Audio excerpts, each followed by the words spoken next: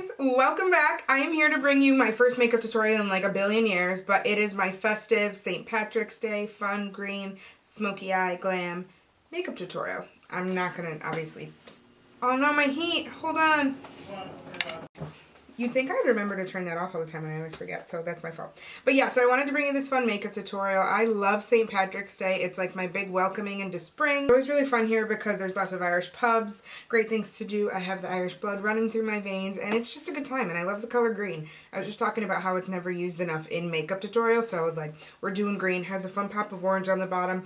Glowy, glam, great, no winged liner. You can do it. And I was just really excited to bring it to you. I need to do more tutorials, obviously, just to like even and round out the channel because I mostly prefer just to talk my face off. And sometimes I think I just want to show you guys that I can do makeup. You know I can do makeup, but you know what I mean. So yeah, let me know if you have any questions, comments, what kind of spring tutorials you would like to see, or reviews on any products that you would like to see. You know, world's our oyster, as per usual. Yeah, I'm just super excited to bring you this makeup tutorial. I used a lot of fun products in here. Some new eyeshadows, some really easy greens to get your hands on. I used my NARS foundation, which I have not used in a while. I adore that foundation. I think it's amazing. I just kind of forgotten about it because I've just been using some other things. So yeah, without further ado, thank you so much for watching. And here is my St. Patrick's Day Festive Green Smoky Eye Glam Makeup tutorial. Bye guys. Alright guys, let's do this. So first and foremost, I am taking just a thick cream, like chunky liner, and I'm going to smear this all over the lid, right starting at the lash line. And what this really does is just creates a good base for when we go in with our shadow. Anytime you put black on the lid before any eyeshadows, it just really creates extra dimension and really makes the eyeshadows pop. I'm using a Sigma large buffer brush to help buff that out as well. You notice that I kind of pull a little taut on my eyelid if need be, just to make sure that the liner spreads evenly all over the eye. So the first shadow I'm going to go in with my fluffy shader brush from Makeup Forever and use Makeup Geek's Dirty Martini. This is the most beautiful mid-tone olivey matte green out there on the market. It's lovely, and I'm just going to go back and forth in my crease area. Not really any rhyme or reason to this because it is a smoky, so you can go from inner corner all the way to outer corner, just creating a nice smoldering look with this eye. And it's okay to kind of sweep it right over that liner as well, because again, we're just using that to help create depth, so really just take your time shading back and forth. Next, we're going to go in with Enchanted Forest from Makeup Geek. This is one of her newer reformulated matte shadows. It's kind of got that nice, deeper, richer green tone to it. I think it is stunning. Get your hands on it if you can. And I'm just using that to go back and forth as well, right over that Dirty Martini shade. Again, just to create depth. The more colors we can add into this look to really make it pop, so if you can see a balance of different colors, then we're going to try and do that.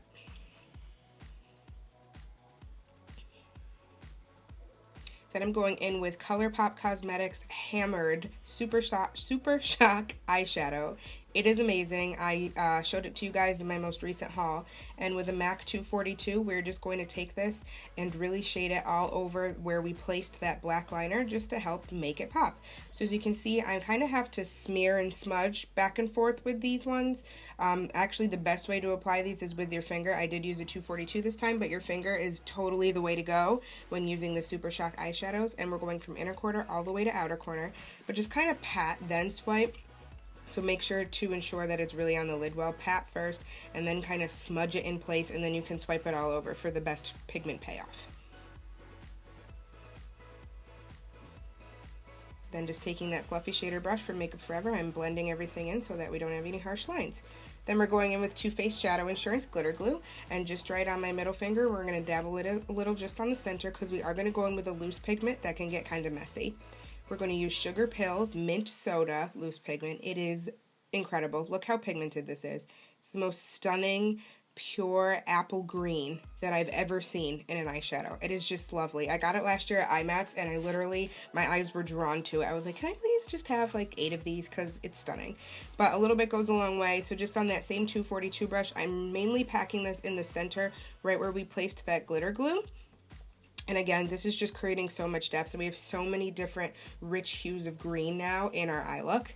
Then taking the Morphe Slate Gel Liner and my really tiny little liner brush that's from Sigma as well. I am just going right along the lash line to create a nice base and a little bit of colored dimension, no, just a good base for when we go in with our falsies. I didn't want to do a winged liner with this look, but I just wanted to make sure that our lash line actually sat seamlessly with our eyes and with our eyelashes.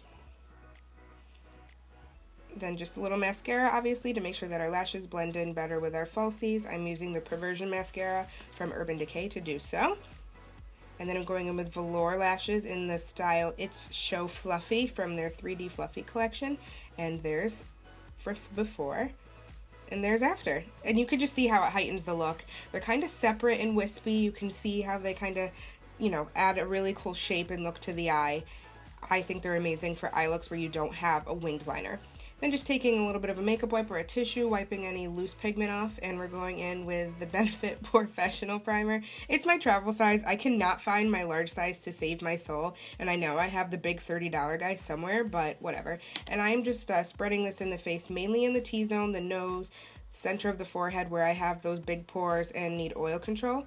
And then we're going in with the Laura Mercier Radiance Bronze, obviously, my favorite, and we're mixing that in with the NARS All Day Luminous Foundation in Tahoe.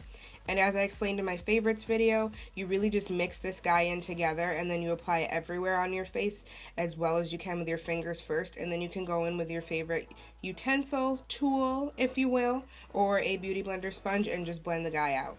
Oh, I'm done. Can't you tell? So I'm going to use the Morphe, and I'm going to forget the number, but I think it's M439. And it is the most wonderful foundation brush. I will link all the brushes in the description box so that if I do mess up any of the newer brushes that I'm using, I'm sorry. But yeah, that's the Morphe M439. It's awesome. A lot of the times I do spray it with a little Fix Plus just to help move things along. And then just to make sure that the foundation is sitting seamlessly on my face, I'm going in with a damp beauty blender. And okay, I think I was singing Lady Gaga. Are you shocked? I love her. So then to help cancel out any bit of discoloration or shadows in my under eye, I'm going in with the Anastasia Cream Contour Kit in medium, and I'm taking that peachy red shade to help cancel out any discoloration or darkness. And this is the most wonderful tapered concealer brush that I got from Sigma. I adore this brush. It picks up cream pigment so well. And so you're going to take the beauty blender, obviously, and you're going to just damp that out, dab it out. Oh my gosh, I cannot speak today. And then we're going over the Makeup Forever HD concealer, and I believe this is Y305, 405. It'll be linked down below. And I'm going to just dab that as best as I can. And then I kind of just take the applicator with no extra product on it, and we kind of brush and smudge under the eye to make sure that we can move it all over the place. And then I go in with my finger, and of course it's a little harder to tap it around with my nails. But yeah, I'm just going in with my finger to make sure that it's pressed and smooth and evenly distributed underneath my eye. And then with another damp beauty blender, or just another side of it rather, I'm going to dab underneath the eye, and we are going to make sure that that is blended out seamlessly. And taking my Urban Decay Weightless Full Coverage Concealer in medium neutral, I am just going to highlight some other points of my face so that the highlight under my eye doesn't look so stark and uneven. And of course, blend away. Always important to blend, guys. You can never do too much blending in this process. And it just helps to even out the face. Doesn't make my foundation seem so orange or anything. It just really gives a good blend to the face. So then with my tapered highlighting brush from Morphe and my Ben Nye banana powder, we are going to set everything. I'm not baking. Right now my skin is a tad dry, so baking just doesn't seem to help in the process of my face. It will when my skin's more oily. But yeah, I'm just picking up the banana powder and we're dabbing along, making sure to set the concealer in the under eye first and then go through and set any other part of the face that you like where you have highlighted. Then going with the Laura Mercier translucent powder and my big old G0 beautiful rabbit foot brush, I am just going to set the rest of my foundation, and I kind of dab and then smooth and swipe. I'm telling you guys, when you put this powder over, you can use your bronzer, your contour, your highlight, your blush. It goes on so much easier. So then I'm taking that same Dirty Martini shade on a nice small rounded blending brush, crease brush tiny pencil brush is what I meant. And we are just going to do everything basically that we did to the top of the eye to the under eye. So we're going in with Dirty Martini first, and we're really buffing it back and forth, right along that lash line to ensure the best pigment payoff. And then we are going to go in with a second color as well. Of course, I'm getting ahead of myself, and I'm just going to buff out that second Enchanted Forest right under the eye.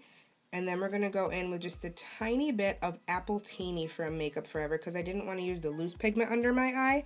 And you're going to smooth it back and forth in the center just to create that same pop of green on the bottom that we have on the top.